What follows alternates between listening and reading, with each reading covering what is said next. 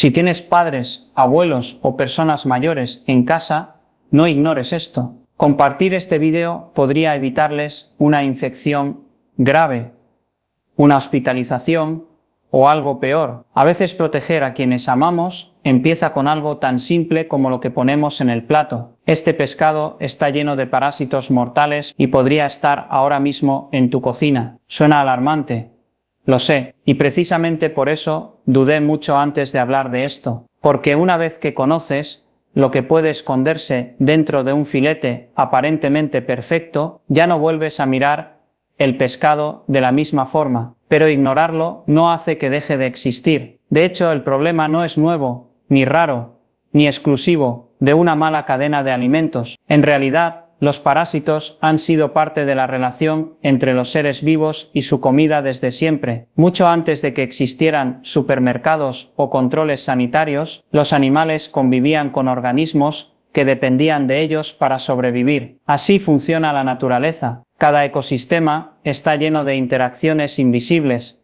criaturas que se alimentan de otras, microorganismos que colonizan cuerpos, ciclos que se repiten una y otra vez sin que los notemos. La mayoría de los animales salvajes vive con parásitos internos durante toda su vida, y eso no los hace defectuosos, los hace naturales. Ahora bien, nuestra forma moderna de producir alimentos ha cambiado parcialmente ese panorama. Los animales criados en sistemas controlados tienen dietas reguladas, espacios vigilados y menos contacto con fuentes de infección, lo que reduce muchísimo la presencia de parásitos. No significa que esos sistemas sean perfectos, pero en este punto concreto sí ofrecen una ventaja inesperada. Sin embargo, el pescado juega con reglas diferentes. A diferencia del pollo, la res o el cerdo, gran parte del pescado que consumimos no proviene de entornos cerrados y controlados, sino directamente del mar o de ríos abiertos,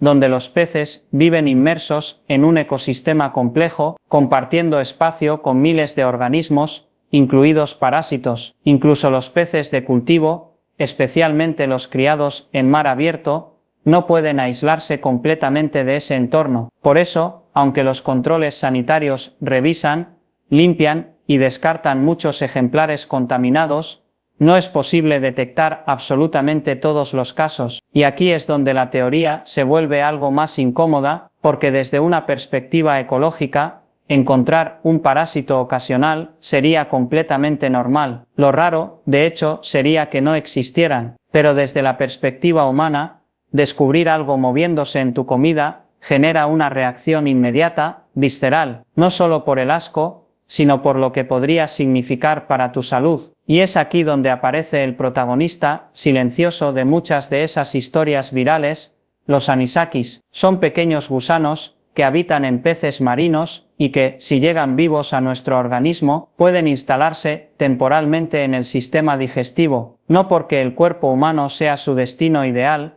sino porque accidentalmente nos convertimos en parte de su ciclo. En muchos casos, el cuerpo los elimina sin que la persona lo note, tal vez con molestias digestivas leves que se confunden con una indigestión común, pero en otros casos, el organismo reacciona con inflamación, dolor o síntomas más serios que obligan a buscar atención médica. Incluso hay situaciones poco frecuentes en las que deben retirarse mediante procedimientos clínicos. No es lo habitual, pero tampoco es imposible. Y aunque las cifras globales sugieren que estas infecciones diagnosticadas son relativamente raras, hay algo importante que entender: muchas veces pasan desapercibidas o se atribuyen a otras causas, lo que significa que el fenómeno existe, aunque no siempre se registre. Ahora bien, aquí viene la parte clave, porque hay una razón concreta por la cual el riesgo real puede reducirse muchísimo, y tiene que ver con algo que probablemente ya haces en tu cocina,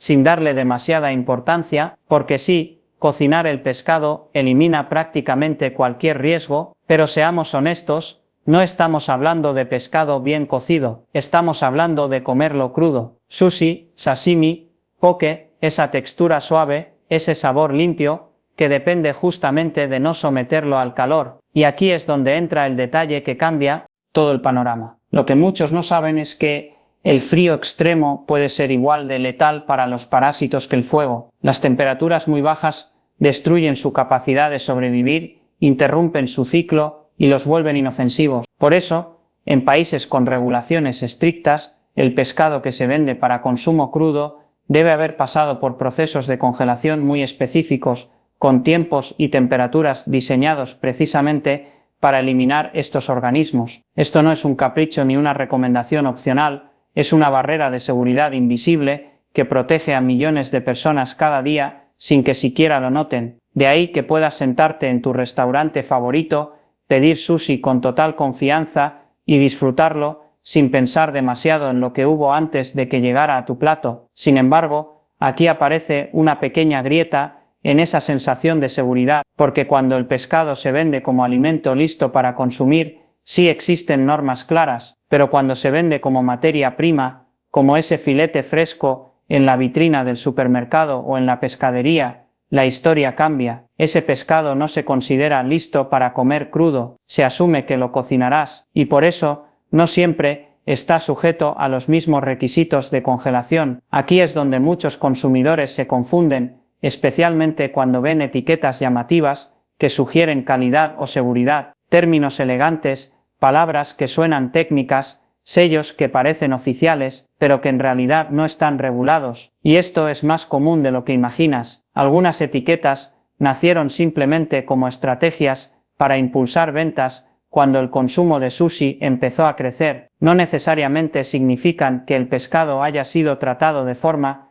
que elimine parásitos. Algunas sí, otras no, y distinguirlas no siempre es sencillo para quien compra. Por eso, si decides preparar pescado crudo en casa, el factor más importante no es el aspecto del filete ni lo atractivo que se vea en el mostrador, sino la información que hay detrás, saber de dónde proviene, cómo fue almacenado, si pasó por congelación adecuada. Es una conversación breve que puede marcar una diferencia enorme. También existe la opción de aplicar ese proceso en casa, aunque aquí aparece otra variable que pocas personas consideran, porque los congeladores domésticos, por muy modernos que sean, no alcanzan la velocidad ni la intensidad de los equipos profesionales. Eso significa que el resultado puede no ser exactamente el mismo, y aunque hay especies con menor probabilidad de albergar parásitos, elegirlas también requiere cierto conocimiento del producto. Lo interesante es que, cuando entiendes todo este panorama, el miedo inicial empieza a transformarse en algo distinto. No desaparece del todo, pero se convierte en conciencia, en criterio, en una forma más informada de relacionarte con lo que comes, porque el pescado crudo no es un enemigo, tampoco es un riesgo inevitable, es simplemente un alimento que, como muchos otros, exige entender cómo funciona antes de llevarlo a la mesa, y cuando empiezas a verlo así, ocurre algo curioso, dejas de ver el pescado crudo como un símbolo de sofisticación o tendencia, y empiezas a verlo como lo que realmente es: un alimento que puede ser seguro, o puede ser una puerta abierta a problemas innecesarios, porque aunque muchas personas consumen pescado crudo sin consecuencias,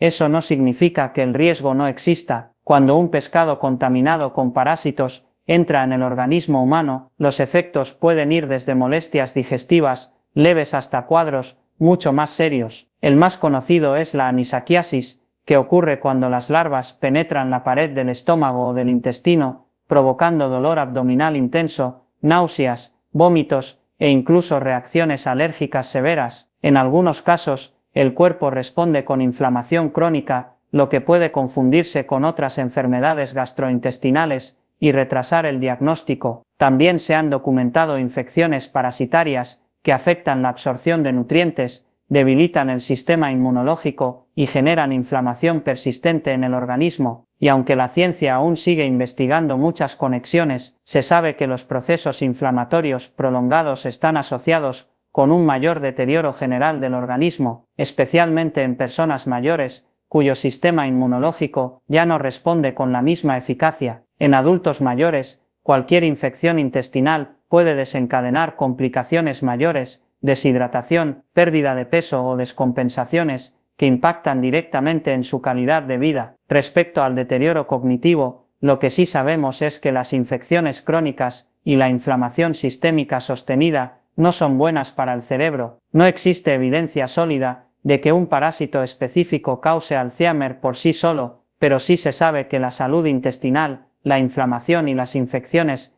repetidas pueden influir negativamente en la salud neurológica a largo plazo, es decir, no es una relación directa ni automática, pero tampoco es algo que el cuerpo ignore sin consecuencias. Por eso, más que demonizar el pescado crudo, la recomendación es entender que no es un alimento necesario para obtener sus beneficios nutricionales. El pescado cocido conserva sus proteínas, sus minerales y sus ácidos grasos esenciales, pero elimina el riesgo parasitario casi por completo. No pierdes los beneficios, solo eliminas la incertidumbre. Y cuando hablamos de salud, especialmente en personas mayores, reducir riesgos innecesarios suele ser la decisión más inteligente, así que la pregunta ya no es si el pescado crudo puede ser seguro en ciertos contextos, la pregunta real es si vale la pena asumir ese riesgo cuando existe una alternativa igual de nutritiva y mucho más confiable, porque al final, la cocina no debería ser un lugar donde jugamos a la suerte, sino un espacio donde cuidamos lo que más importa, nuestra salud, nuestra familia y nuestro futuro. Y lo más interesante de todo, es que muchas veces, las decisiones que parecen pequeñas, como cómo preparas un alimento, son las que a largo plazo terminan marcando la diferencia entre simplemente comer o realmente proteger tu bienestar.